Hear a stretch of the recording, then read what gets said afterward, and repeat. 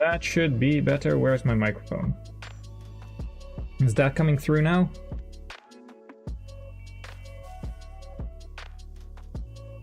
I see you gaming. I see you gaming.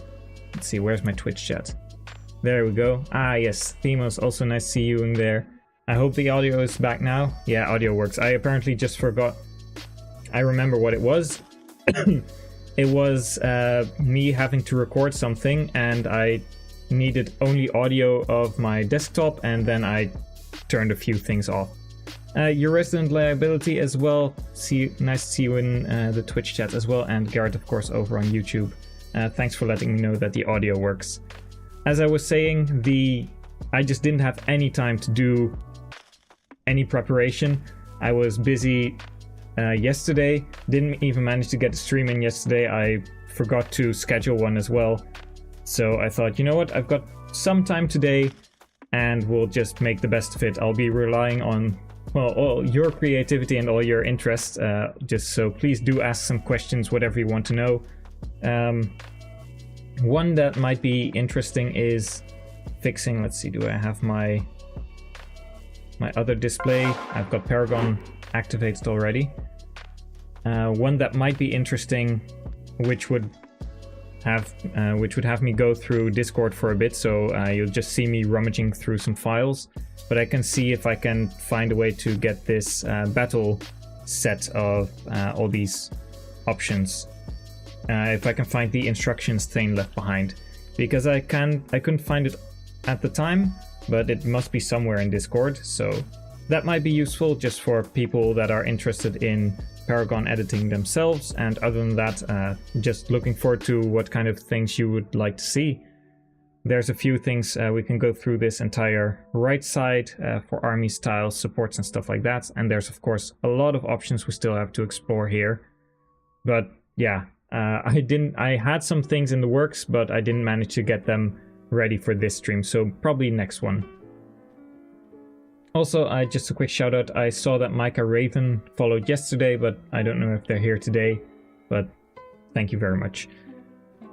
I wasn't even live yesterday, so people are watching the VODs, so that's great to see. Anyways, that's all been how my day has been going. How are your days going? Just chilling out, having some fun in the stream, hopefully. But what have you been doing before, and what are you planning to do after?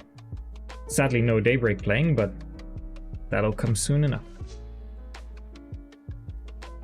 In the meantime, I'm also going to quickly go through all of these tabs, see if I actually have them ready. Do I see them popping up? I don't see the tiles one popping up, so while you're asking questions, I'll be adding some quick chats or quick windows to the OBS settings so I can find them next time. Paragon has so many windows. Also, I probably have to go to my face cam for this, but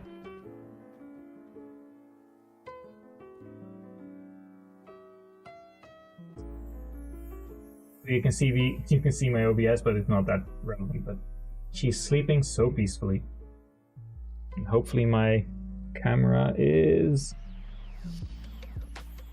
decent enough.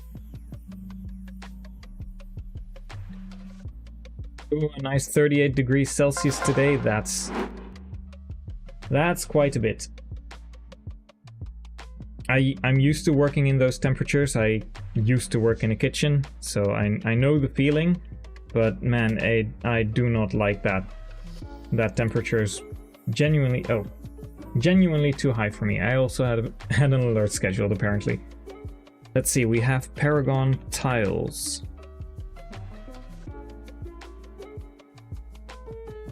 No, it's actually been, let's say, over 3 weeks now that I had my last shift. And I'm currently doing a new study, so I just have plenty of time. I do have to, of course, study to get stuff done and progress my life. But I was done working and slaving away in the kitchen. We also don't have the support window. I'll be adding that one as well.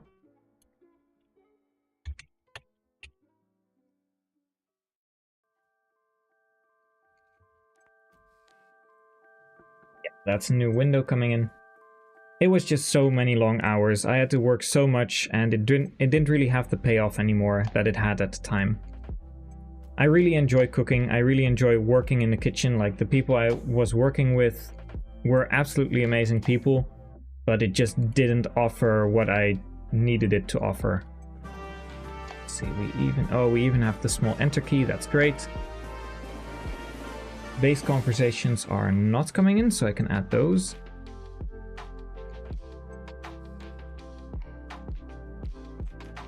Window capture, Paragon. Base conversations. You'll be seeing a few windows pop in and out of existence. The Yell and Yell Mini. I mean, I can add them, but they're not really that interesting. Let's see. I'm almost getting to your how your day was going, Garrett. Every time I open a window, I just see the pop-up in OBS is limiting my view, so I only see half of your message. So I'll get to it in just a moment.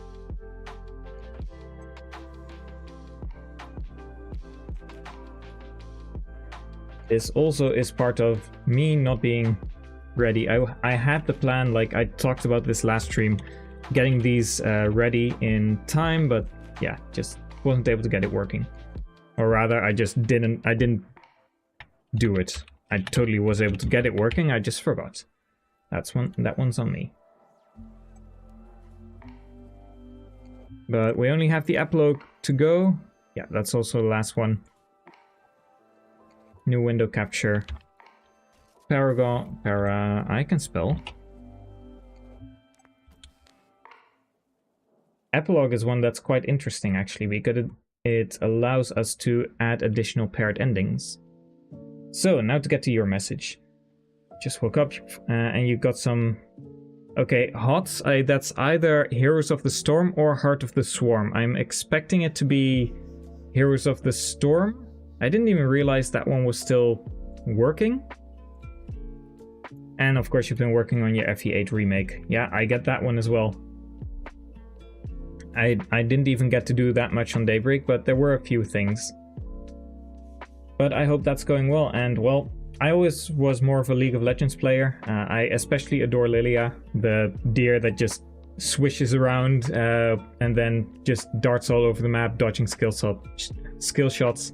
It's one of my favorite champions. I don't know if there's a champion that really fulfills the same role in Heroes of the Storm. Yeah, Heroes of the Storm has seen better days. I know that much. Like, I don't really know that much about Activision Blizzard. I did buy StarCraft 2, and I believe I also bought Heroes of the Storm. Heart of the Swarm. I'm getting them confused. But I did play them a little bit, and then they kind of fell to the wayside. I do like the... what's it called? The player campaign. I got quite far in Wings of Liberty, but then, yeah, just too busy. That was during my actually learning how to cook days, so that's what, 11 years ago?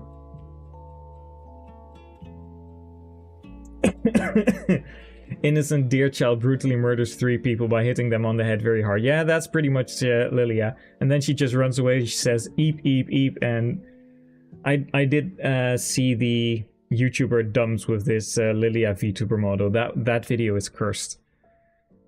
Also, Mosmeros, nice to see you here as well. And Raining Rotom has followed. Glad to have you here as well. Did that actually come up? I did have some alerts and I looked at them last time. I'll do a quick test. Yeah, the animation is playing. Did I just miss it or was it there? I actually took... I stole a few more assets from what's it called?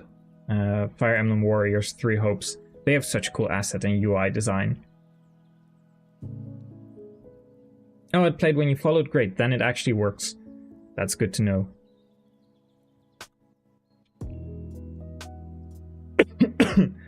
I still have a little bit of a cough. Excuse me if that comes through the microphone a bit loud. I hope I set the limiter decently well. But we'll get into some Paragon explanations. These are... Can I make this one a little bit bigger? I probably can. If I can find it. Paragon groups, there we have it. So the groups are really easy to know what they do. These are just your factions. Whenever you go to a stat screen, I can probably pull up a dolphin screen as well. We'll do this one. Just the regular Daybreak one. Ah, you're double viewing. You're just one for the algorithm. But nice to have you in both places. So if we go to the... Yeah, here we are. Yeah, this is the affiliation, the Dom Brigade. That's what all the armies are. So you have the Dom Brigade, Liberators, Lagoo's army. I don't know exactly what these icons mean. Like, I can change some of these. I know that a few do colors, but I don't know why Lagoo's army has an X. I haven't seen that one yet. So that might be something interesting to look at some point. And then we just have a lot of these are for enemy factions or for NPCs. It is the Dom Brigade. Also, you love the Dom Brigade? Welcome, Mecha. Glad to have you here. Also, the Dom Brigade. Does that also mean that there's a sub-brigade? Other than that, we have the Rebel Army. Like, you can add some of yours as well. We have the Senators, Volunteers. If you want to add some factions, they're really easy to implement. Just make sure you get a different ID, and the group ID, you might need to add some different text as well. The Dusk Brigade. Wouldn't that be either negative growths, or would you call the Reverse Recruitment Brigade the Dusk Brigade in that case? Do I have the Reverse Recruitment somewhere? Let's see, let's take a look. Oh, where would this be? Crowd Control, Radiant Dawn, Reverse Recruitment. I don't know if this is actually going to go over well with my save file, so be prepared to see some stuff breaking. Christ, the Noon Brigade, what are we going to have as well? The Brunch Brigade, the Twilight Brigade? Or do we also have some synonyms that we could use for the brigade stuff? But we could give the Dusk Brigade to Laurent and Garrett. I mean, Laurent does like seeing everything settle into oblivion, so that would fit with Dusk's thematically. Also, Raining Rotom followed. Thank you very much. No, wait, I saw that one already. But thanks once again. I really have to keep those tracking a little bit better. Next we'll go to tiles. I don't know if you can see that one. Wait, do I have that one double? Oh, I may have. I have that one doubled, but I know where this one is, so I'm going to make it a little bit bigger.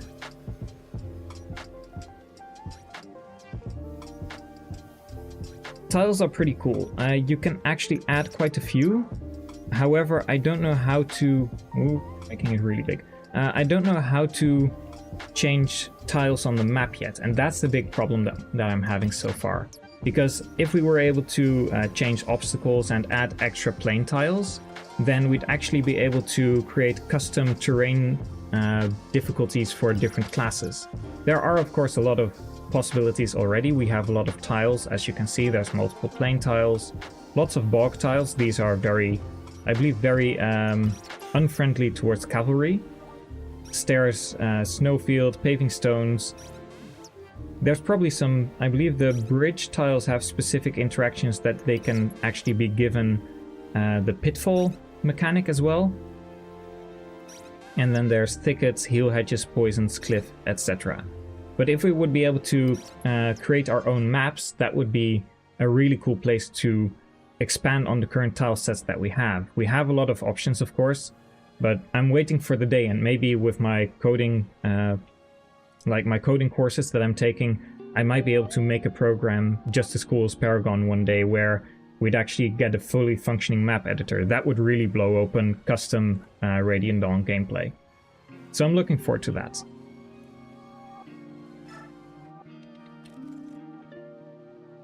We'll just let that one play in the background. If we go to supports, these are...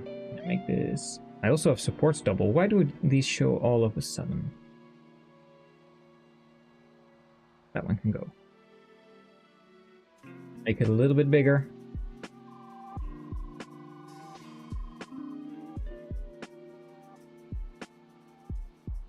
Here we can create all the options between characters. There's a few things that I don't know what they mean yet. This padding and the support type sometimes has a different value. However, I can't really show that in Paragon. I'm going to get one of the older programs that I used to work with. This was made by Heartless Seth. More tiles to make Fiona unusable. That would just be mean. I'm going to quickly add in a new window. This was what I used to work with, just past the hex editing stage. This was Excel data fire emblem, let's call it that. Yeah, there we go.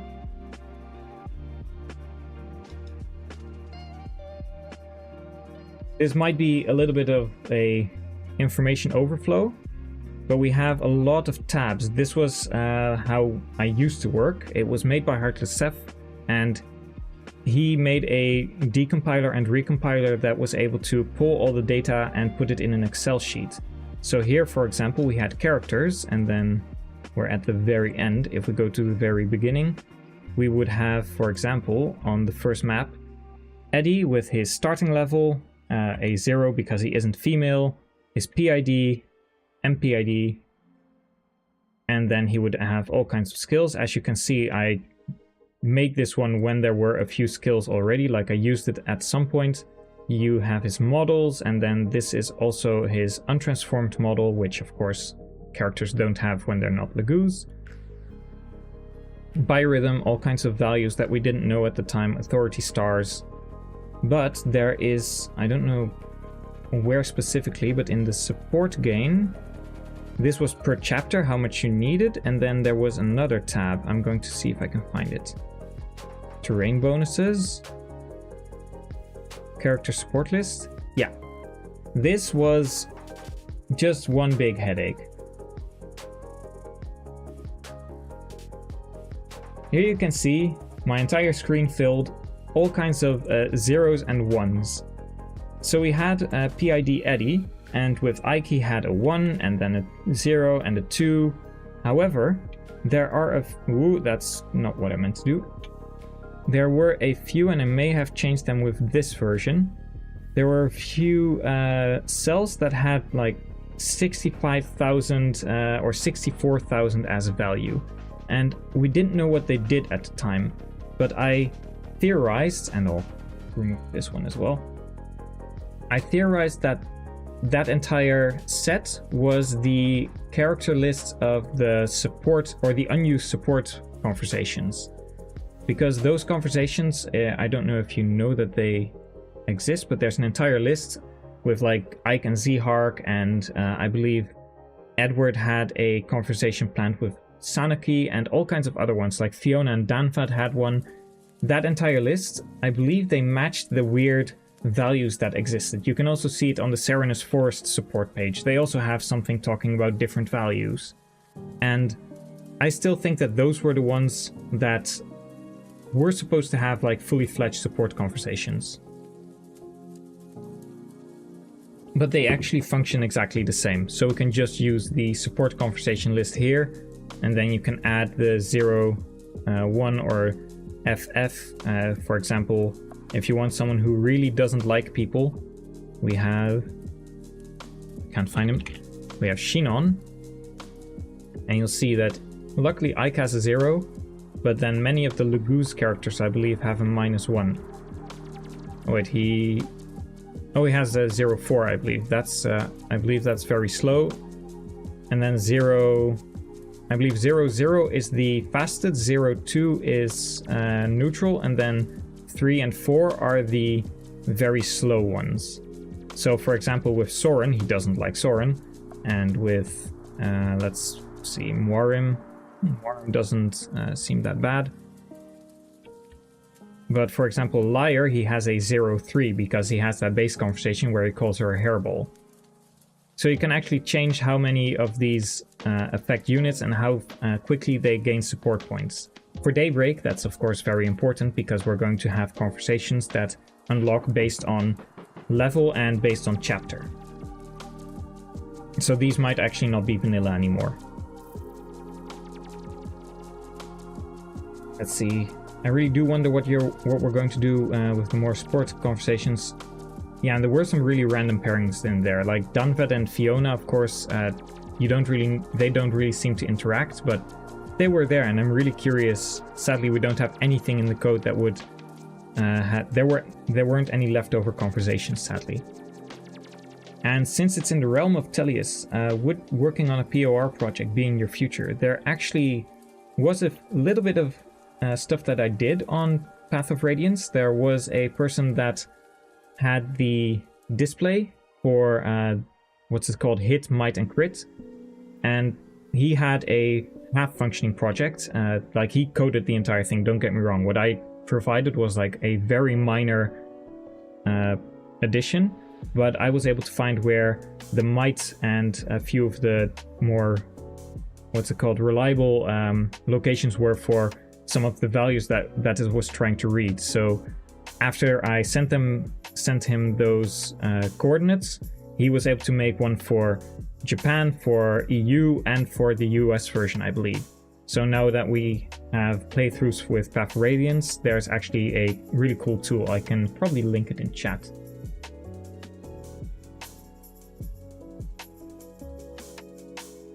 It's probably in, I said it was in the... Yeah, here it is.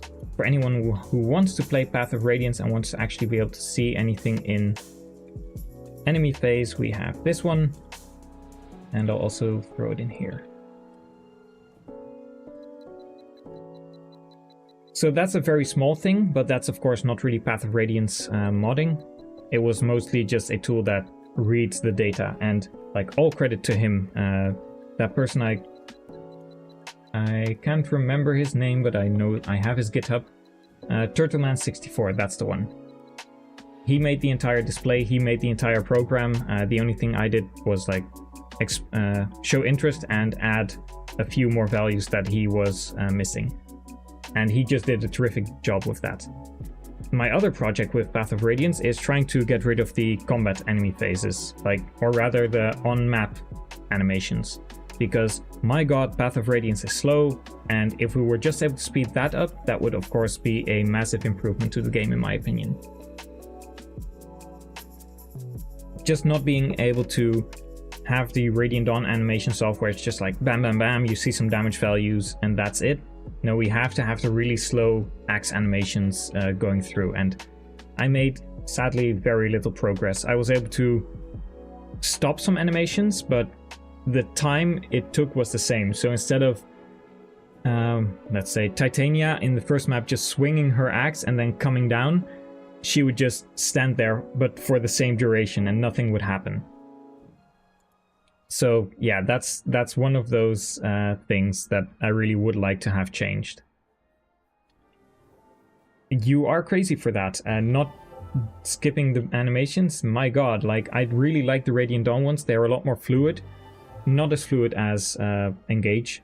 Definitely not as fluid as Engage, but yeah, the Three Houses is a lot less impactful and just as clunky in my opinion. Like, I really like the Radiant Dawn ones, but Path of Radiance, the horse runs at you, then turns sideways, and then you hit the axe. It really feels unnatural. So, and still, I wasn't planning on messing with any of the in-combat animations, just the ones on map, like being able to stop those, because there is a debug menu and you can stop them that way, but then you also don't see any of the damage values. It's just unit runs up, and then it goes to the next one, it goes to the next one, it goes to the next one. You don't see what's happening. It's kind of like skipping on the DS games or the 3DS games, and it goes to black screen. You don't get any of the information. However, you're not able to actually skip to the end of your turn. You still have to see the units walking. So it's like a very bad in between. Yeah, Echoes and Radiant Dawn for the world, for the win. For the world, for the win. Those have some really cool animations. And of course Engage, like Engage is absolutely amazing. Going back to Paragon, we have a very small and very quick list. This is Pacifism. You can just add a few units here. Micaiah doesn't attack Ilyana, Jill, Zahark, Raisin, and Liane. Soth doesn't attack the Herons. Zahark has the highest or the longest list with not attacking Leith, Mordecai, Ranulf, Raisin, Liane, Micaiah, Ilyana, Jill, Meg, Brom, Torneo, and Peleus. That man is a pacifist at the heart. Jill comes close, and then we have Har and a few other characters, but you could add a few more if you'd like. You can also remove these, just click delete, that's it. For example, the spirits, in my opinion, shouldn't not attack Micaiah or Laran because they're under order of Ashra, and I also think that Ashra should still attack Micaiah. Like, it doesn't really matter in my opinion. If she's going to say everyone should die, then why is she reluctant to attack these? Like, I can understand Raisin, Raphael, and Liane because maybe the big targeted attack, the single target physical attack that's long range, might be a reason why, but it doesn't make sense in my opinion. And that's just able to, we can just fix that by changing the values and making units either a little bit more tanky or at least bumping their HP a little bit. Like, there's ways around that. Yeah, the pacifism isn't all that interesting, but it's a useful tool if you want to add a little bit more flavor into your game. And of course, the furry is the most peaceful. Like, why wouldn't he be? Now we've got weapon interactions, and this one, in my opinion, is very nifty. I really like that one. Can I make it a little bit bigger? I probably can, if I can find it. Weapon interactions, there we go.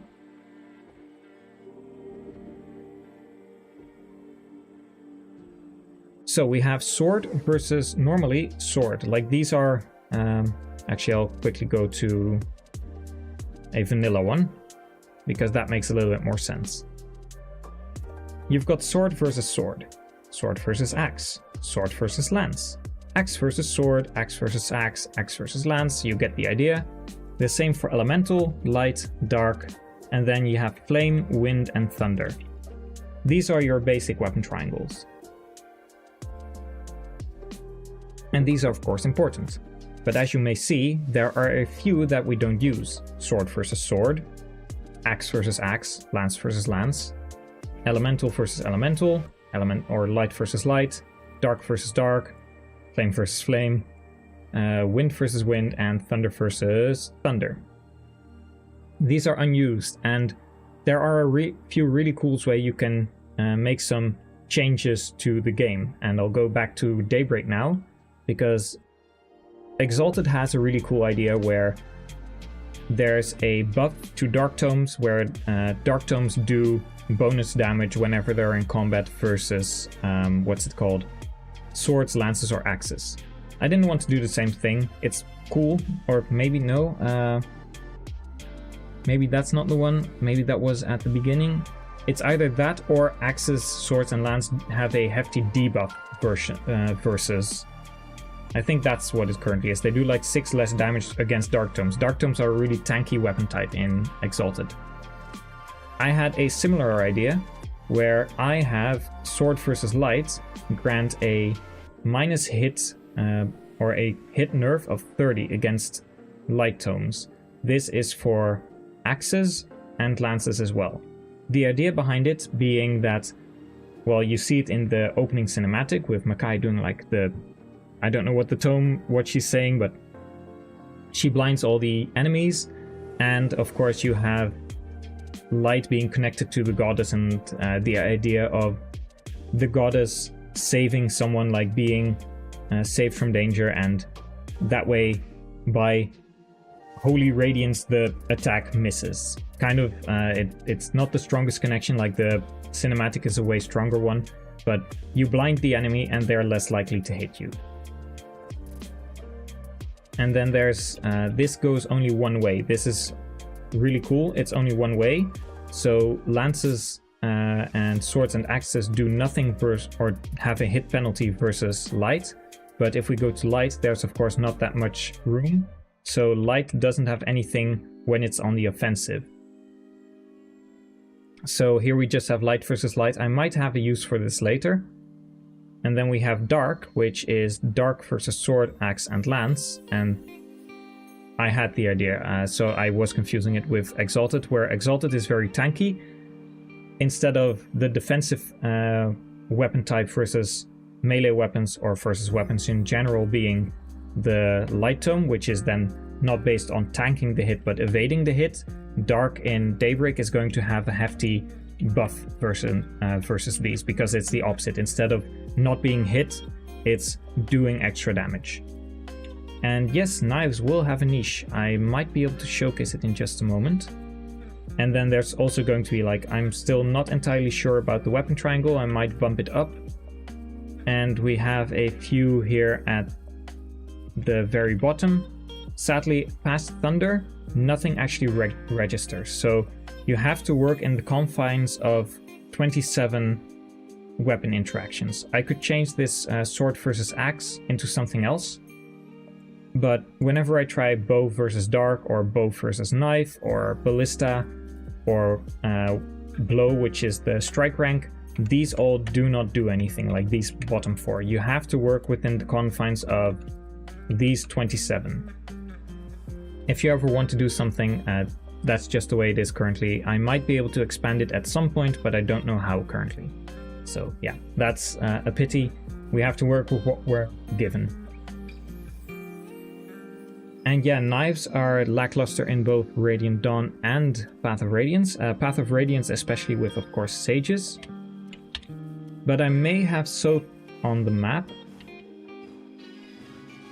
I no longer have Soth on the map, I believe.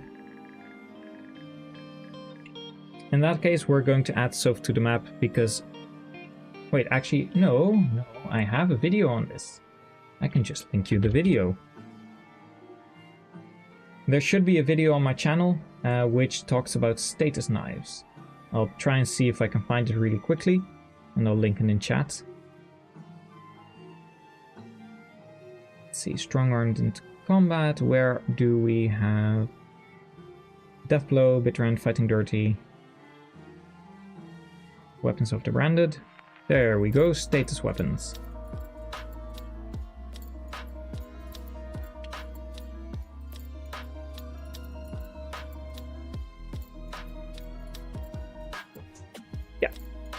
You should be able to see quite a few of them in that video, or at least one of them. But the intent is, because there's a lot of skills now available, like Soaring, which is Tear, and then Savage. All of those have lost their, what's called a damage multiplier. So I can now use those skills and apply them elsewhere. What in this case, there's going to be a lot of status knives. Status knives will include the freeze effect, lowering skill through Savage, lowering speed. Poisoning, of course, is going to be there, but poison is supposed to become a little bit more impactful. Think about maybe 5, 10, 15 as random damage instead of 1, 2, 3. And it's probably going to be currently just knives. Like, knives will be very weak, so it's going to be weak 2 range, but then a little bit stronger 1 range. So you have 3 different classes, of course. You have, or characters. You have Soth, Heather, and Volk. And I would like to introduce different weapons and different niches for them, respectively, because they won't be the only units that are going to be able to steal. However, there are only 3 knife users, and they are going to be able to apply debuffs, but they will work slightly different compared to Fates. So it's not going to be a 1-to-1. In any case, if you want to mess around with the weapon interactions, you'll be able to do it here and just have fun within the confines of like these 27 options. There's of course a few like sword that normally don't have any effect, so you do have a few freebies that you can change without actually affecting any of the weapon triangles that we currently have. If there's time, I might actually be able to just quickly pop in the weapons that we had, because I replaced Ilyana, or rather I've replaced Ilyana for Soph. No, the other way around. So for Ilyana to test all the animations for the tomes, and I didn't change it back. So there are a few more that we can actually use, and there's a few more status weapons that we can show today if I have the time, but that should probably work. We'll go into a really big one now. This is the base conversation editor, or rather the text editor in general. You can see a lot of documents. We'll go through the left side first. We're going to ignore all of these. These are, as you can see, all just not in a language that I can read.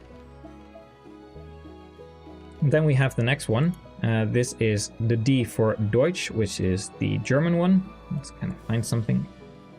So I can read this. Ei, Granul, hier entlang, ich habe einen Ausgang gefunden. This is probably Skrimir, Ranulf and Ike, so this is 3-8. That matches up where he has found the exit to the Kauku Caves into Goldoa. Hervorragend. Lasst uns von hier verschwinden. Das musst du mir nicht zweimal sagen, so you shouldn't have to tell me twice, so it all matches. There's a lot of dummies in here. I am going to remove a lot of the text in here because it does bog down all the data, and whenever you have the common file, so in this case the German common file, which has soldier, sitzen, und erst, Bund,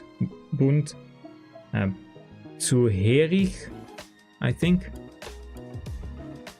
Many different values, but the common file is the biggest one because it has to be accessible at all times. And if you let that one clutter a little bit too much, you might start getting some issues with your game where I'm going to make a quick save state where maybe the tutorials won't load anymore. In this case they do, so I'm not yet at the limit. It also might have the effect that the conversations during two units when they're supporting and conversing on the map, like the really boring conversations, like, hello, hope you won't die, yes, same to you, please do not suffer a horrible fate. Those also sometimes start getting messed up. So whenever that happens, you probably have a common file that's a bit too long.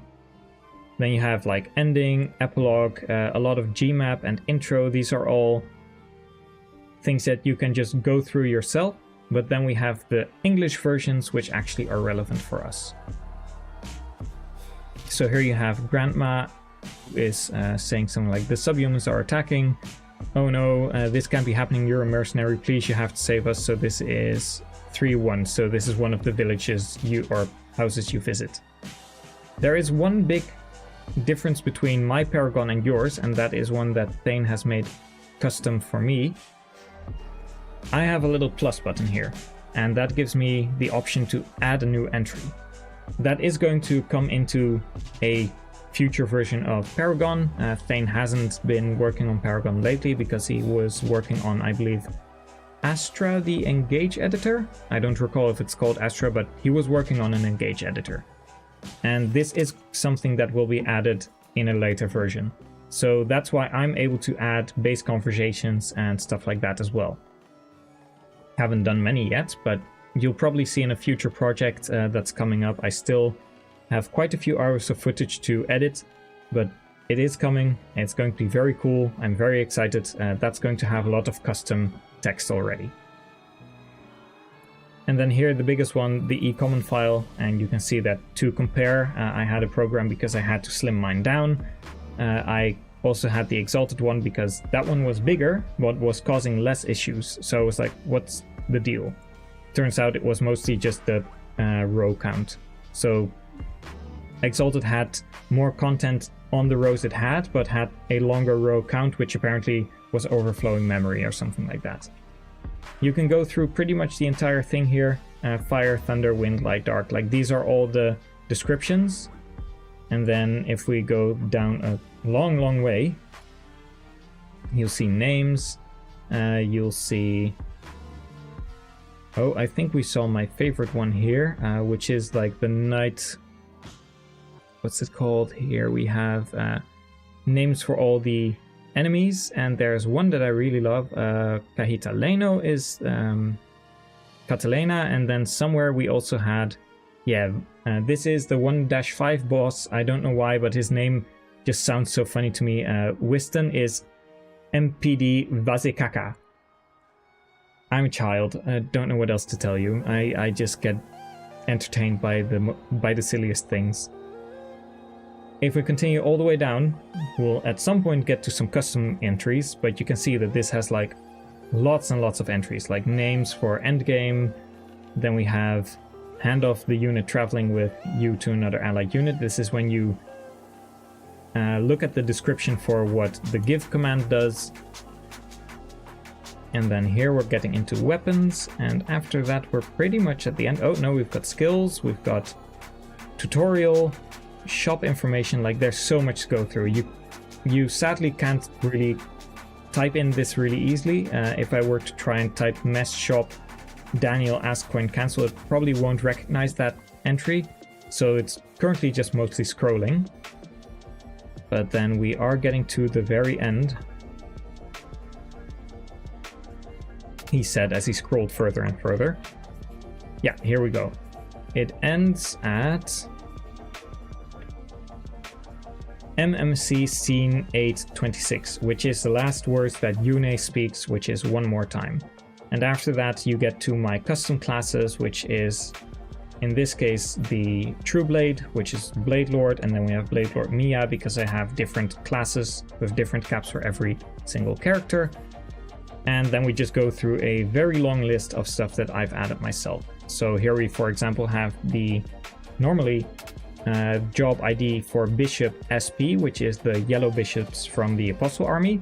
And then I also added the Bishop SP Spirit, which is a Spirit Charmer version of that class. And they, of course, have different base stats, different caps, or different weapon ranks. So they have to be differentiated somehow a little bit. The e-command file is just very important.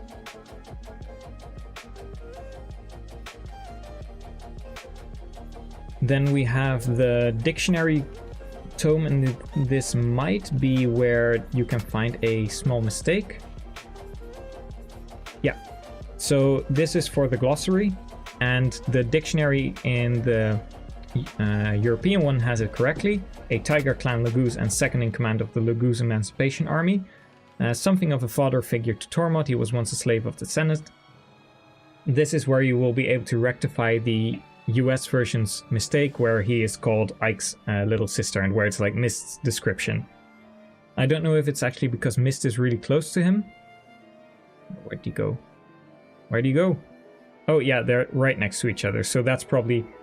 Now you probably know why this mistake was made. They probably just put the entry in the wrong column because they're next to one another. We've got ending, stuff, credit, epilogue, and then we have the N version. I don't know what these are for. These are all in Japanese. Maybe it's a different, like it's not katakana, but some other script. I don't know. I'm not an expert. And let's see, it sounds insane to suggest this, but could staffs be reworked? The idea of healers countering is so cool in theory, but in game it's a different story. I will actually touch them. The staves will have more might behind them, and there will definitely be some characters that, not always, but in specific scenarios, might find it advantageous to actually hold a staff and then be an enemy face combat unit. So yes, that is going to be something that's going to be in Daybreak. I'll go through the last little bit of the dialogue editor as well. This is French. Please delete this as soon as possible. Italian, a little bit less bad. Then we have more N files, which are also Japanese. And then we have the Spanish version. And that's it. Just be sure to keep everything that starts with an E or doesn't have anything at all. Like ending and epilogue might also be relevant. And you can delete the E_N versions. It's mostly E_C that's important. So whenever you're working on this and you want to delete some stuff, please keep a backup. Also, no problem, your resident liability. Just glad to have you around, and get some rest. If it's late for you, I am going to take a look, as I said previously, to streaming times and days, because that's currently also not consistent. But it's great to have you, and I very much appreciate just the things that you're going to, the questions that you're asking. Like, that's really nice to be able to bounce off of. And yeah, physical Soren's not a dream anymore. Let's go. I don't know if it's going to be Soren specifically that's going to excel in this. I don't know. I think to, like, what do you call this in English? In Dutch we have a tip from the sluier, which is like just removing the slightest piece of the veil, just to shed some light on what I'm thinking currently, because Tormod is so fixated on his growth, and you don't get him that.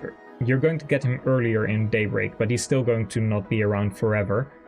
I wanted to give him a growth spurt represented in his promotion, and that also, with his 55% strength growth, is probably going to be the prime, also a physical unit. Like, he's very into his physical appearance and like growing and becoming strong, and of course he's running a lot as well. So him being like focused mainly on the physical side with also counteracting with staves is something that I'm going to give to him, most likely. Maybe Oliver also, just everyone knows probably the One Piece the One Piece section where Luffy just deflects a cannonball with his inflated belly. I might give like a nod to something like that, with Oliver also being very good in combat, or just being an HP sponge at the very least, being able to tank hits.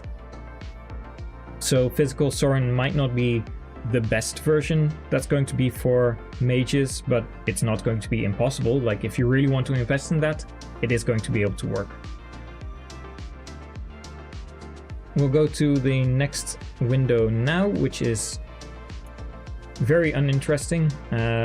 This is all of the FE9 conversations.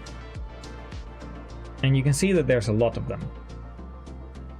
This is, I believe, mainly just the... there's a glossary when you open the game. I might be able to find it, and you can see how dramatically little I have done with Path of Radiance transfers. If you go to extras, you have the replay event. No. Character portraits theater.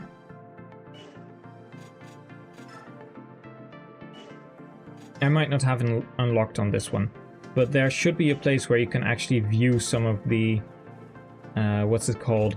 You should be able to view some of the Path of Radiance base conversations and support conversations. And that's what these are.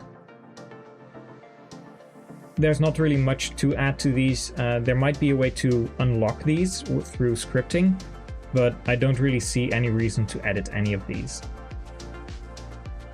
The same cannot be said about this. We can actually expand some of these now as well. Here we have Ike, and Ike cannot have a conversation with himself, of course, but here you can see that he can have a conversation with Enna, he can have one with Ilyana, with Danvet, Oki, Edward, Alincia, etc, etc. However, you can see that a lot of these are just Ike send help 0 and send help 1. These are all the very boring conversations, like the converse command on the map. But what we can do, especially if you have my version of Paragon, I'm sorry guys, you can add new versions of these, and you can add custom ones for on the map for every single character combination.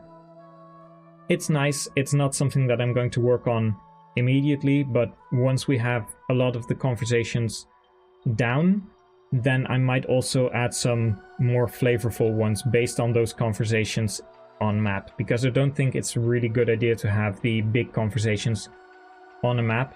It feels a bit weird when Ford in FE8, I hope if Mecha's still around, of course he loves me bringing up Ford probably, but Ford napping on the map seems really weird.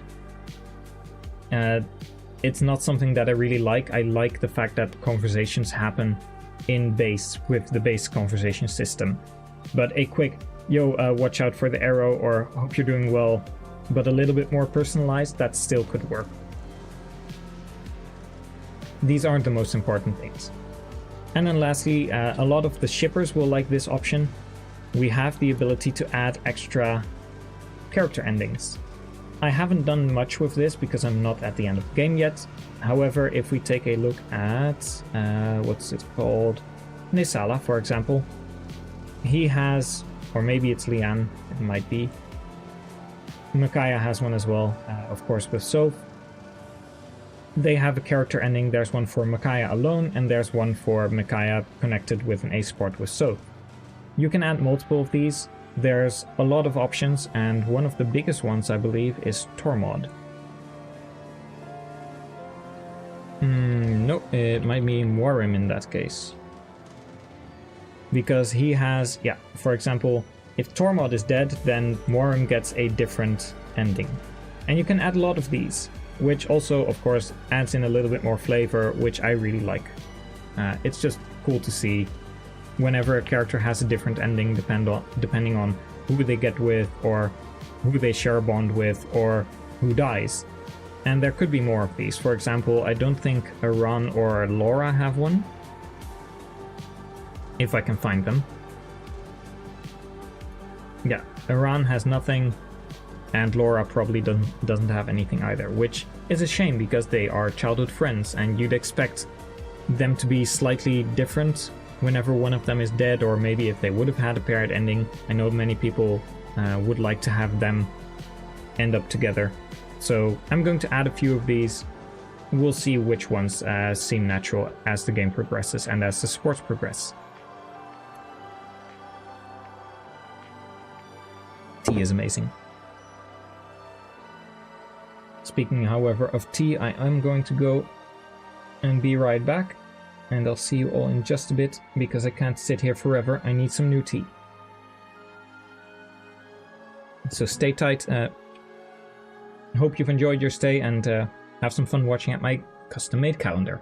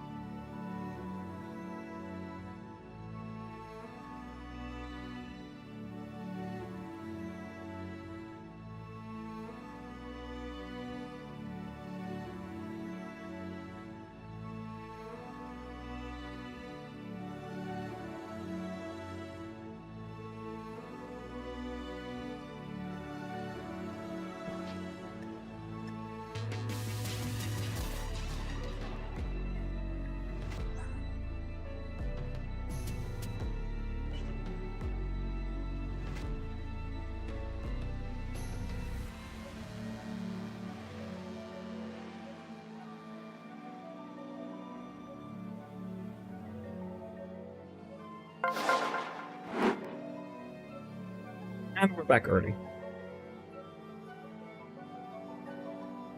In the meantime, I also, while the kettle was boiling, I also managed to throw in soap, and I'm going to showcase some of the, what they're called, shivs.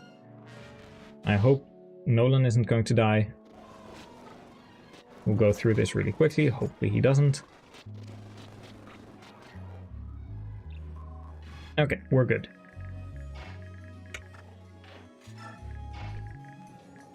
I'll pull up the, what's it called? I'll pull up the scripting for this also, as well, because we have a few weapons that we can use. There's actually a few more than these. I also have the Savage Shiv, Lumbering, Slumber, Venom, Lulling. I also have the Lagging Shiv and the Locking Shiv, which both work slightly differently than these. The Lagging Shiv will, I believe, slow people down, which is going to use the Tear skill. And then we have the Locking Shiv, which is going to place a lock, or a temporary lock at least, on the cooldown of skills. Because if the enemy can't activate their skills, then you'd have some cool interaction with that as well. Being able to have them prevent either a Pavise or an Astra, etc, etc. Stunning Shiv, of course, that one is self-explanatory. And I'm going to make save state if I hadn't done so already.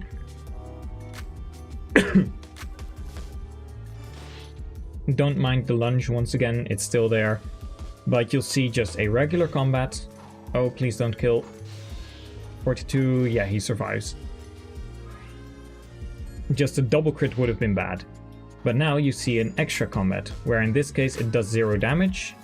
Because the stun skill, I believe, isn't added in yet, but there might be a few that do work, or it may just be that I've currently disabled the skills activating. But we can go into the skills themselves in just a moment, like how the entire script works, because of course normally you don't have an extra combat happening. Oh, I think I remember what it is. Some of these don't work on at 2 range. So if we try it now, we should have a different result. And the idea is that mostly the shivs are going to be very low grade weapons where they aren't going to do much damage, but they are going to apply additional effects, and that can really disrupt the enemy. So currently them doing a lot of damage, of course, isn't... Yeah, there we go. And now we have stunned the enemy. And as you can see, that's quite a big one. Shivs are, of course, also going to be... They might be one of the few weapons that are limited use. Most weapons are going to be infinite use, but being able to have a shiv that in practice just nullifies an enemy, of course, is going to be very strong. Oh, we have the Lagging Shiv here. Then which one do I not have here? Maybe the Blinding Shiv? But we'll be able to see where we have the Lagging Shiv, and you're going to see that it's going to probably slow the enemy down in just a moment. Once again, we have Lunge, yeah, Impede, and now this unit has been slowed down. This, of course, can be very useful for certain enemies, certain bosses. If you can have their speed for a turn, that's going to be very valuable. So your rogues and whispers and assassins are going to having extra use. They are going to be valuable members to feel on the entire map, because there's going to be not just bosses, there's also going to be branded units, spirit charmers, etc, etc.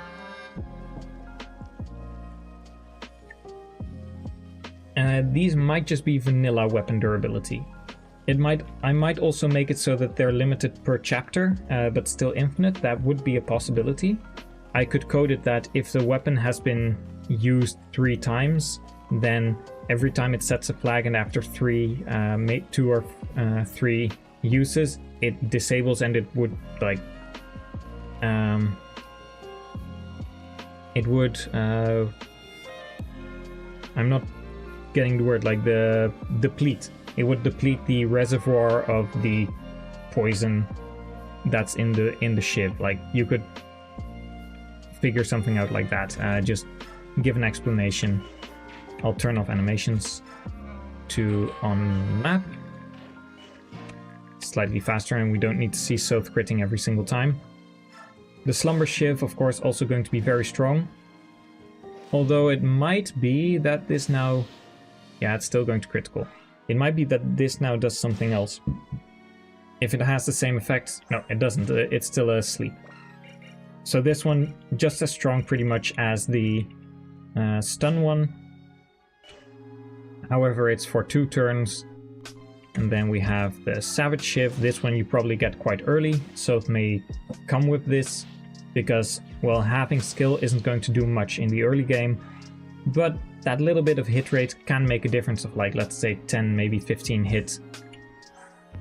In this case, he loses 3 skill, which would equate to a little bit of crit and also to 6 hit. However, a unit with, let's say, a Swordmaster with 30 skill would lose 30 hit if they would have a 15 skill penalty. Sal Goodman. Which also, nice, of course, the nice pun with It's All Goodman. The Paralysis Shiv, quite similar to the stun one. And this is where I presume the icon was repurposed from Berserk to stun, or shock. You probably never see this in a regular playthrough, because we have a few units that can trigger this. Tigers and lions, and they have a ×3 multiplier for strength with Roar. So only a 0% growth Kisha probably would be able to not kill an enemy in this case and shock them. But this actually roots them in place. Think of the freeze staff, that's pretty much the same effect. You can't move, but you can act. Let's see, per chapter would be cool. That's how I have healing items set in my remake. They come back each chapter so you don't feel like you're wasting items. Yeah, that definitely would... It's definitely a good way to encourage people to use their items. The Blinding Shiv might not work, because this one should, I think, use Corona, which would have hit. And we will see it in just a moment. Yeah, it just does a critical. Currently, this one doesn't have a skill active yet, because he still has 85 hit, which is pretty much the same as a regular enemy. And then the Venin one is very, very boring compared to the other ones. You even see the poison interaction, of course. This one just applies a regular Venin. However, it's currently done the same way just to keep it consistent. And I want to make sure that poison is a little bit more impactful. So I'm thinking of like 5, 10, 15 instead of 1, 2, and 3 damage. I couldn't make it so the same way as Engage works with poison, which I would think is a better way to implement it. But I think 5, 10, 15 damage per turn, and this happens after healing effects like Renewal, Imbue, and any other ones that I've made myself. So it's still not going to kill most units, but it is going to be a big chunk of their HP. So now we've got these as well. Yeah, let's see, we have the Lagging Shiv, the Locking Shiv I told you about, and we have seen Savage, Slumber, Paralysis, Blinding, Stunning, Venin. Lulling Shiv might be the last one. I don't know what the Lulling Shiv does right now. I can't recall. But we can go to the scripting page, and I can show you how these are structured, because it's actually quite cool. This is all custom code. Where do we have the Exalt script editor?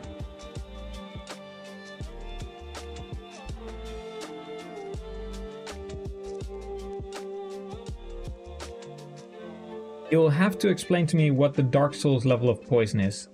Oh right, I have to go to my teaching display. Yoink, yoink. Those.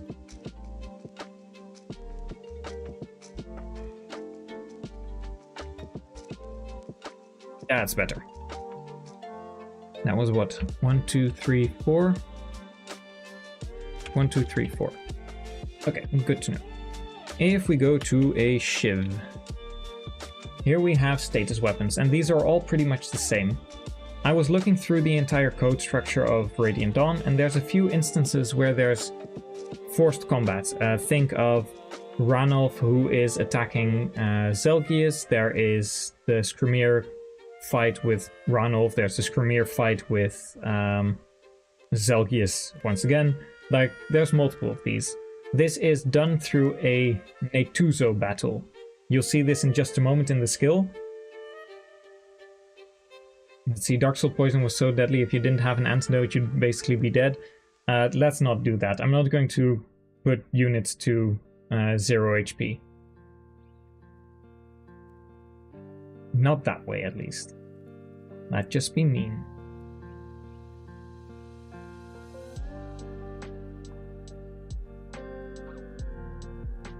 Put you into Paragon, and where is my secondary assets? I just want to find my virtual studio. There you are.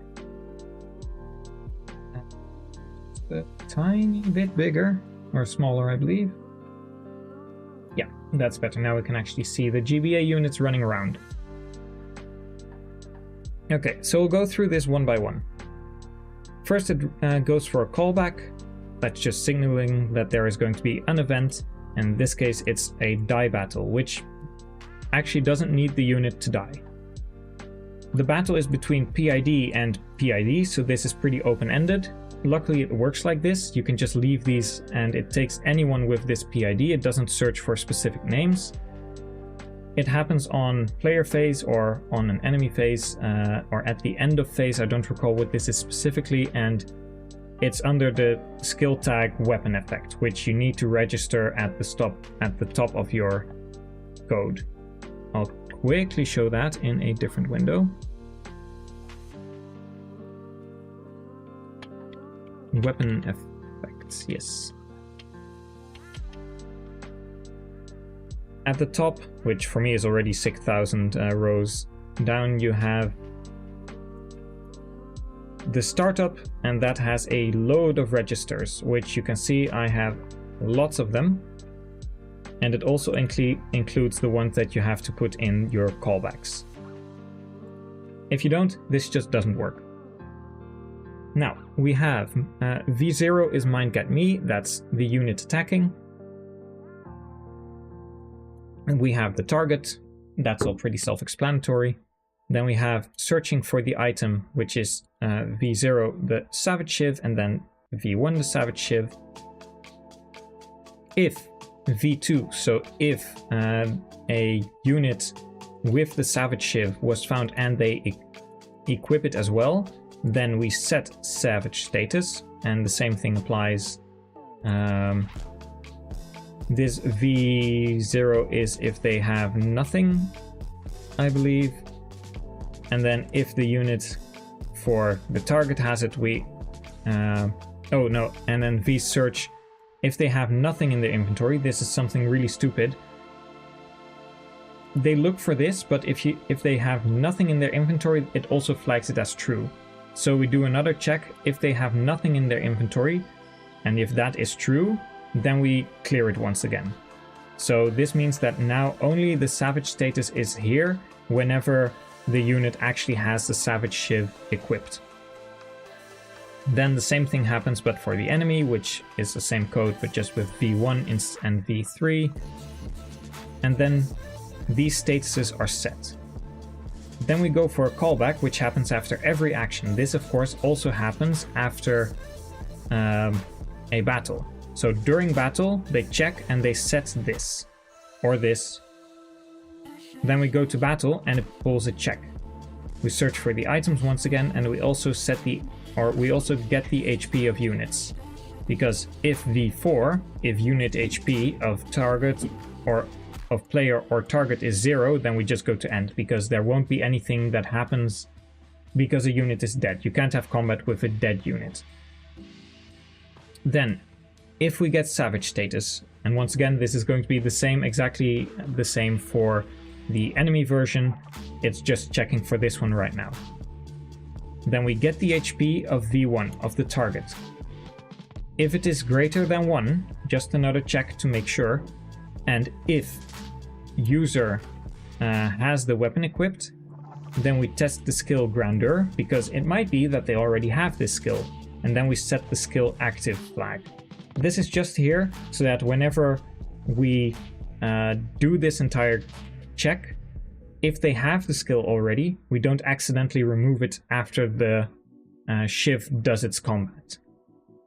We enter in disable skip, which means you can't press enter to go to the end, because we have to see this combat.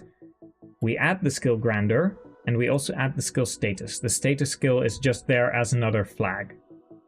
We initialize a Netuzo, disable flatter, like these are just here because it's always there in the regular code, so I'm scared of removing them. We set the damage for player 000, for enemy this 8 is a miss. Then we set Netuzo skill grandeur. This is the piece that's interesting, because this activates the skill. During this combat, unit attacks does activate the skill, and enemy, if they can, misses. Like if we had a skill stun, for example, this would just be skipped because the enemy unit is now stunned, they can't do anything, and we force the battle. Then we get a lot of if statements. This is because I want to keep all my after combat effects separate from effects that happen after a combat, which might not make sense. But for example, the skill dirty is the fighting dirty skill, which does after a combat, unit does an additional 10 damage to unit or to target. However, if you would have a rogue that would have the dirty skill and a shiv that would apply savage in this case, they would do combat, they would apply the fighting dirty skill, doing 10 damage, and then they would do the Netuzo combat, which activates the skill, and then they would once again, because you have another combat, activate dirty again. So you do 20 damage in one go, which isn't the intended way of it working. It's supposed to do only 10 damage after combat, and then the skill activates, because we can't have skills added before combat currently. So these are all if statements: if savage blow, if eat, if drain, if reckless, if swordbreaker, if flag. Like all of these are for very different skills that all have their after combat effects, and you don't want to have them piling up on one another. We wait a little bit, and then we clear the skill grandeur. However, if we get the skill active flag, we add skill grandeur back, because we want to have the skill not removed from the character. And then we clear skill active. After that, we clear skill status, and we then allow enable skip. And then we're at the end, and we allow we clear the savage status once again. Hello. Oh, you're wet. You're a wet cat. The head just goes in and out. Headless cat, come on. Yeah, there we go.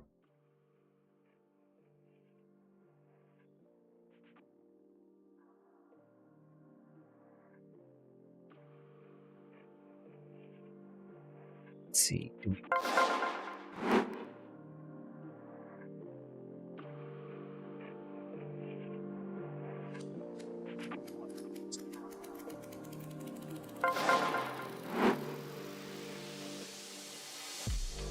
Good. Good enough for now. And then once again we have the entire thing going through once more, but this time it's for the V1. So as you can see, this time it's savage status enemy, and it does the entire thing once again, however, just with characters swapped. And then if you were to zoom out, you would see that we get the callback for the umbral shiv. Then we have the entire thing happening for the umbral shiv, which is Deadeye, which puts them to sleep. For the enemy, paralysis, which is roar. Then we have for the enemy, and that's how it continues and continues and continues. So this is how I made the entire status staves or status shifts happen. It's quite a bit of code, especially with all these exclusions for other skills, but the concept works. It's just very sad that we currently can't add skills before combat. Some things happened before, such as lunge. We were able to see that, but this one sadly isn't. The combat, is determined when the forecast is selected and when you press A. So at that point we can't add skills that happen during a combat. If we want to do something like this, it has to happen afterwards. It would have been great to just be able to add the skill Savage to Soth and then he would proc it during combat normally, but it just wasn't in the cards. I wasn't able to make it work. Maybe one day, but I don't think there's any option in the code that Radiant Dawn has currently.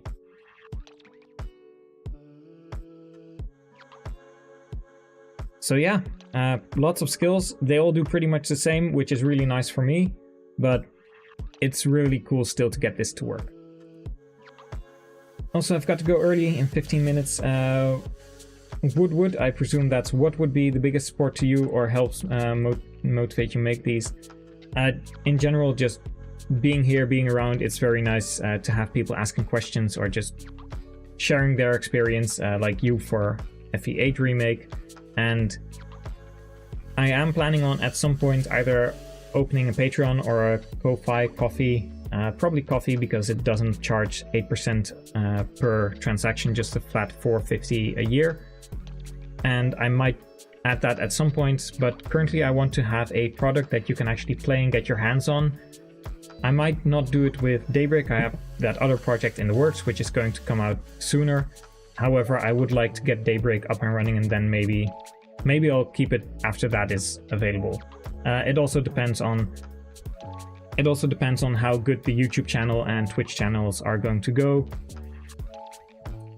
Just maybe at some point I'll be able to get the affiliate or channel members active. Like, I don't know how much that's going to cost, but I'm working towards that, and anything after that is going to be a step that we're working towards. I don't know if when I'm going to open the Coffee or the Patreon, but probably at some point. But I'd rather have something that you can actually get your hands on and play with before I do that, because otherwise it feels like I'm getting money if people are willing to pay for it without me actually delivering, and I'd like to at least be able to deliver something to people before I do that. Also, for those who think I'm currently like moving my hands weirdly, the cat decided to jump on my lap again, but you just can't see. I promise it's not weird. There he is. He's such a good boy. He only has one eye, the poor man. He had the, what's it called, a sneezing sickness? I don't know what's the name for the sicknesses in English. Like in Dutch, it's literally niesziekte, which is sneezing sickness. And as a kitten, he lost one of his eyes. So he's currently a one-eyed monster, but he's still able to get around very well. He's on adventure like all the time, together or separate with his brother. They just go outside at the same time and they have loads of fun.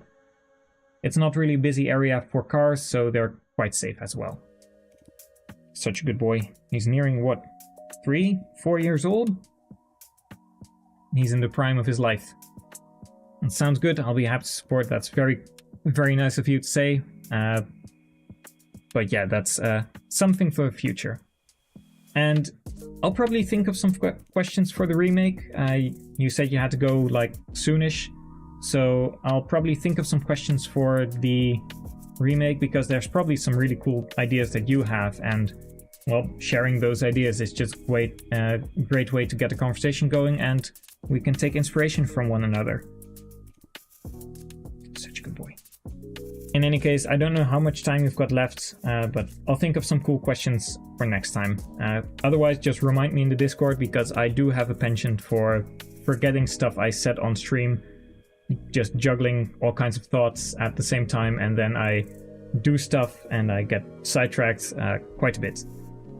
So if you have anything that you'd like to share, or if you have anything that you'd like me to know, or if there's something else, just don't hesitate to ask, and also tell about the stuff that you're excited about. Like, I like seeing stuff that other people are excited about as well, because I hope that I can just tell people I'm really enthusiastic about Radiant Dawn, but I'd like to know why other people are also enthusiastic about FE8, FE9, etc, etc.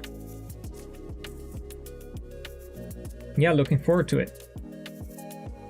Definitely looking forward to it. I have removed all of my Paragon because I wasn't able to get the code to the top of the screen, so we'll get that back. There we go. So now in a few streams we've gone through all of these tabs, except, once again, not this one. Scripts are bad, don't do it that way. It will really fuck up your script files. And we have probably gone through a few of these, especially the battle weapons. I'm going to take a look, see if I can find the tutorial for setting up the Paragon stuff. It should be somewhere in the Discord. From Thane98. Hey, why is this not working? Oh, I'm in streamer mode. From Thane98. Thank you very much.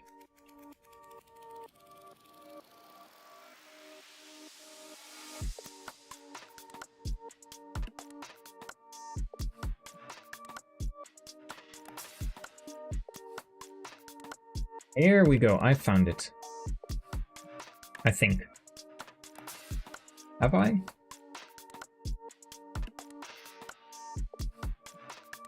Yeah, I'm going to link this page.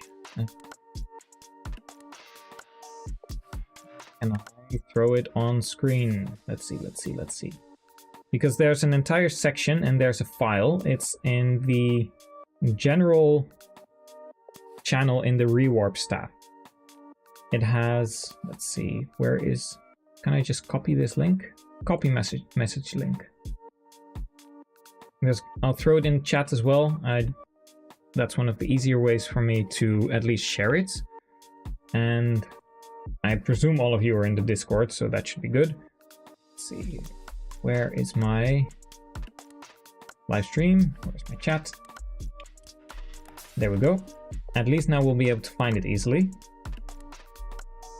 But this is where Thane added a FE10 battle, which has a CMS file and a battle file, and it has UIs for battle animation table and foot effects, all kinds of other stuff.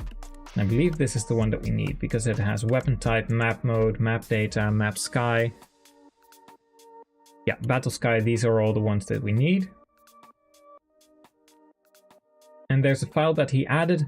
You can download that, and then if you go into Paragon in your folders, like you click on the Paragon icon, we'll go to Excel program edit.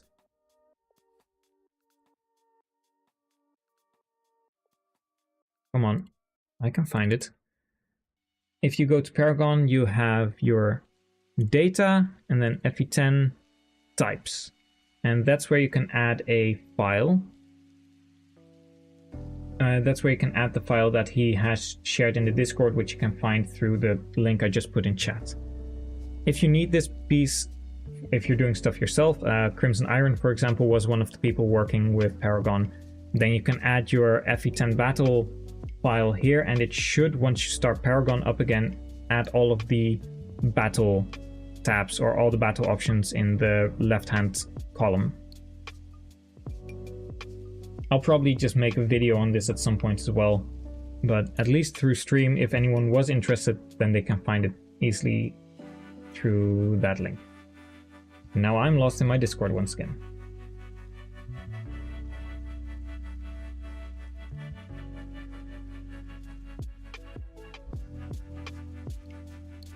Yeah, it should add pretty much the battle animations all the way to battle weapons. Some of these, of course, very important. I don't think battles, yeah, even battle skills. There's battle skills and then there's regular skills. But all of these are in that one document. Now that we've gotten the entire right side out of the way, we can go to some affinity bonuses. These are some of my personal favorites for creating really cool interactions. I might actually add some more. I don't know if that's possible. Oh, hey, Affinity Bonuses doesn't have a window. Paragon. Affinity Bonuses. There we go.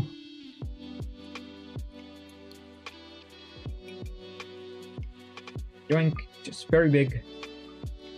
There's none, fire, thunder, wind, water, dark, light, heaven, and Tellius, which is earth. And then they have might, defense, hit, and avoid as certain options. And there's also padding, but I don't know what the padding does. I haven't tried it yet. We could take a look, see if Micaiah and Soth have an A support already. But I don't think they have it in the prologue. No, they have a +10 bond support, but they don't have any support, sadly.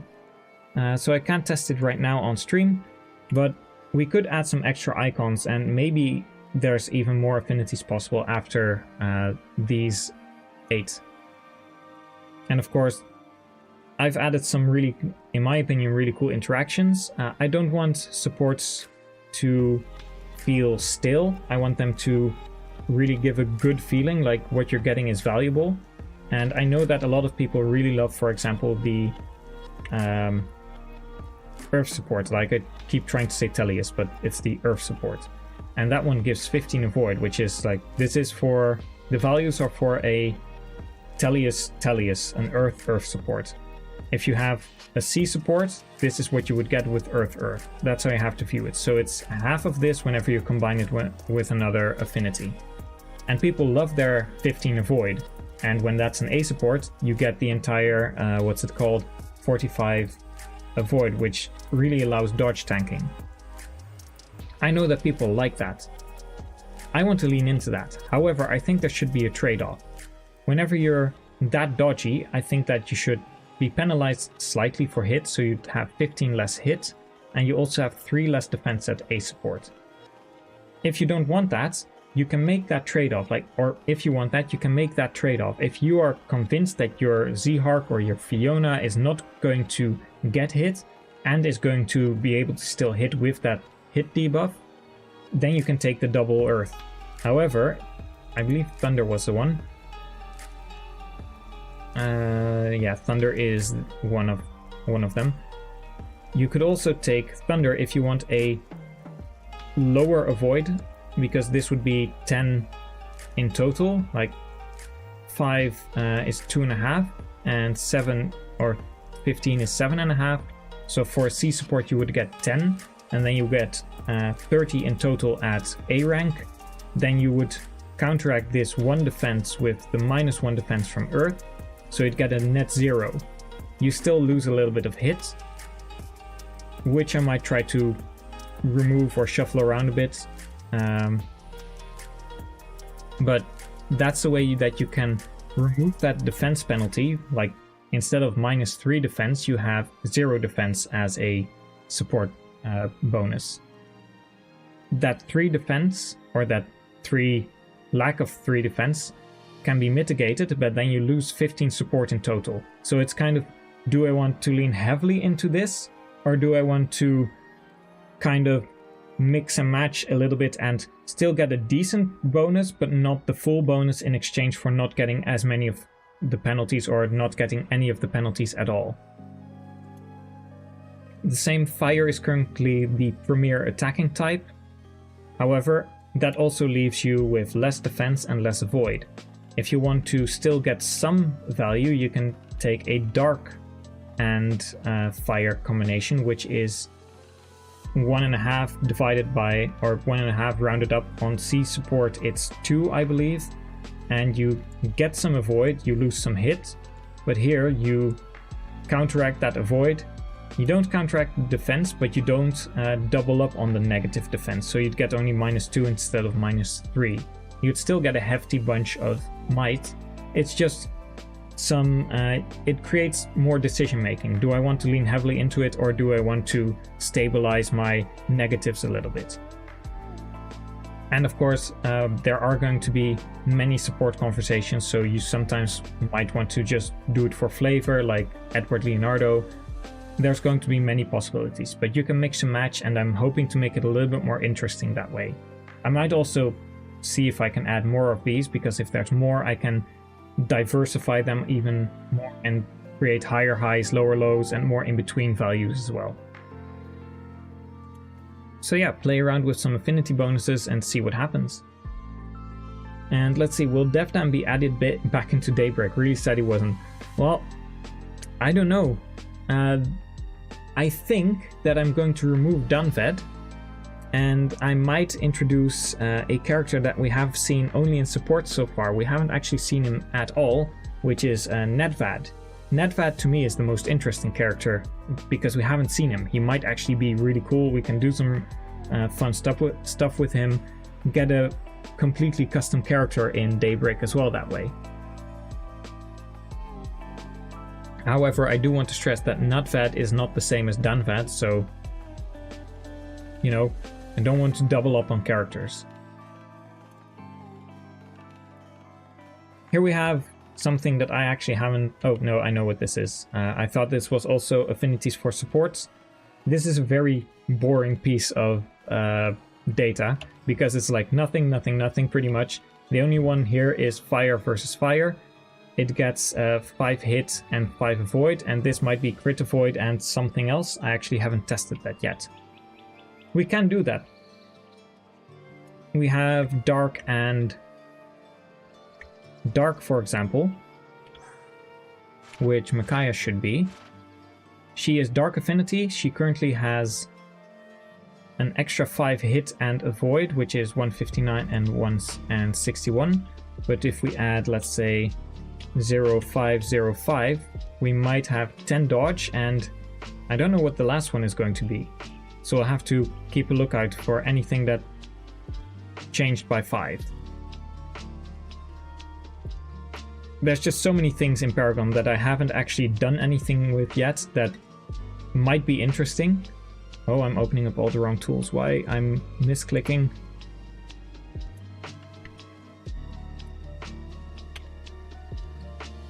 We'll quickly go through this because I'm actually interested in what this is going to do. So we had 10 luck and 10 avoid. And yeah, have a wonderful day, Garrett. Thanks for stopping by, and thank you from the entire family. Nice that they're also enjoying the stream or just have a nice rest of your day. So we had the 5 and 5 added. I presume this was going to be crit avoid. Yeah, Corona is on a 3-turn cooldown. I don't know if it's going to work on this map. We can take a look in just a moment. However, I do not see any difference in dodge. I don't see a difference in attack, avoid, range. I don't see any significant changes here. So I don't know what these 5 and 5 are going to be. Oh wait, once again, another window that you can't see.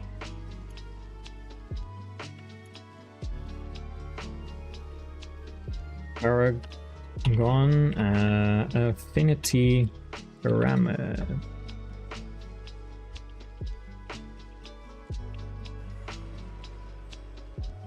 There we go.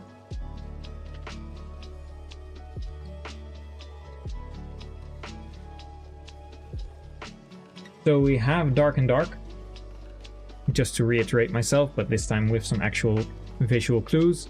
These are the hit and avoid bonuses, and I just tested these, but I couldn't find anything. I don't know what these are for. But as you can see, we have fire and fire, that gives the bonus. Fire and thunder, wind, water, dark, light, heaven, and earth all give nothing because they don't match. And then thunder, fire does nothing, thunder, thunder does something. But I don't know what the other 2 zeros do here. These are hits and avoid, and then these are unknown. And we can take a quick look, see if Corona actually activates. currently we have, let's see, a turn of 3 on with an enemy face icon. I don't remember which one was which right now. This might be per turn, this might also be per combat. It's per turn, because now we're on 2. And if we go another phase, we're now on 1. However, if we attack, we currently shouldn't get any Corona. We still do get lunged, so we might see Corona on the following turn. And I haven't changed any of the animations back, so we're still with the Demo Thunder animation. I still have to go through the previous VOD and take a look at which of the animations were the best. As you can see, combat did nothing, but when we end turn, it should do something. I might actually kill people now. I don't know, I don't recall if it gives Corona now or if it gives Corona after this combat. It seems to be after, like at the next turn. But I'm probably going to kill everyone. Oh no, wait, someone survived. That's good. So now Corona also is no longer grayed out, and it should activate.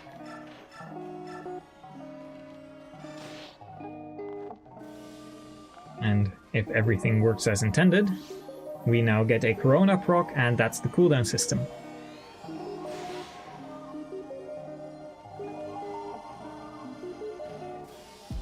If done correctly, Corona now once again should be on cooldown. We receive a coin. We throw that one out. Yeah, and Corona is back to a 3-turn cooldown. I do want to make these icons a little bit better. Like currently the arrow with the 3, it's nice, but you can't really see it all that well. Like if I were to expand it, you can see that it's an enemy phase 3 with an arrow, but I probably can make that a little bit more clear. But it's cool to see that it actually does work. I wasn't sure if I had it coded correctly.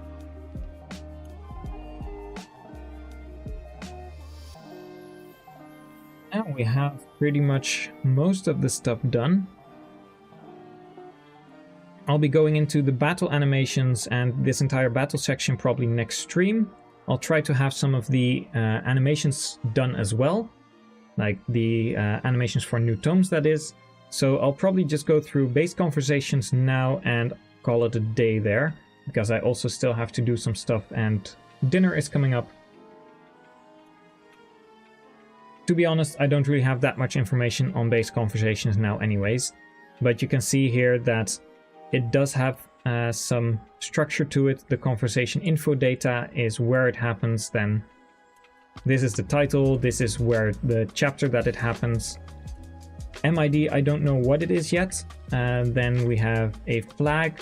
I don't know if that flag is set whenever these are live. I presume so. I think this 03 is the star rating. And of course we have the characters that need to be involved and they need to be alive. So I think the script code checks for Micaiah, so Daniel and George, which of course these two, they always live. And then it unlocks it based upon which is which. Because there's of course a few conversations like the 4-6 one. And I hope I've got the right one here. Let's see. Is it 4-6? Yeah, here's the biggest one. This one is dependent on Elincia, Joffrey, Lucia, Ranulf, Tibarn, Raisin, and Khalil. And then there's a version where Khalil is absent, and then there's a version once again where Khalil is absent, but this one is slightly different. There's a 2 and a 3 here, because one of them has Khalil dead and one of them has Khalil in a different army. So you can see that there's like different conditions that have to be met depending on the characters that are there, the characters that are alive, but these are the criteria, and then the way you unlock them is through scripting, and that's where I've been most busy implementing new what's it called, new base conversations that will appear in part 1, part 2, part 3, but mostly part 1 currently. We'll also make Discord slightly larger, and I think that's a good place to end the stream today. Take a quick look, see if, because I saw Mecha on stream, but I don't know if he's going to be streaming himself, but if there's anyone to raid, there might. Don't see anyone online currently on YouTube. Then we can take a look at Twitch. But I also don't think there's anyone relevant, but maybe there's someone playing Radiant Dawn. I don't even know if I'm able to... No, I'm the only one currently playing Radiant Dawn. Then we're going to just cut it short here. And I hope everyone had a fun time today, learned something new. And I'll hopefully have some more stuff prepared next time. I'm aiming for probably Tuesday and then Thursday and Friday. But I have to take a look at what my schedule is going to be specifically and where I'm going to be able to have the most time streaming. In any case, I hope you've enjoyed today. It was a lot of fun, just answering questions, having some nice conversations, and I hope you learned something. For now, that's been me, Sal out.